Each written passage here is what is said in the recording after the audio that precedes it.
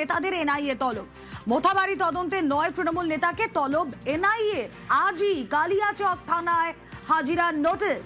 কথা বলবো, সেবক দীপ শর্মা রয়েছেন সঙ্গে। সেবক, একদমই দেখো, যেটা তুমি বলছিলে যে আগামীকালই গণনা বিধানসভা, তার আগে মালদার সুজাপুর বিধানসভা কেন্দ্রে তৃণমূল প্রার্থী সাবিনা ইয়াসমিনের যিনি নির্বাচনী এজেন্ট আছেন সেই আব্দুর রহমান সহ তৃণমূলের ব্লক সভাপতি মোহাম্মদ সারিউল শেখ সহ 9 জন তৃণমূল নেতা তাদেরকে কিন্তু তলব করা হয়।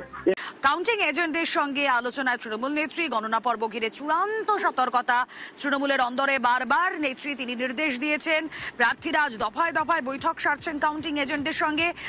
জানবো আরো বিস্তারিত এই নিয়ে। এই বৈঠকে মূল কি কি বিষয় নিয়ে কথা বলা হবে? আবির ঘোষাল রয়েছেন সঙ্গে।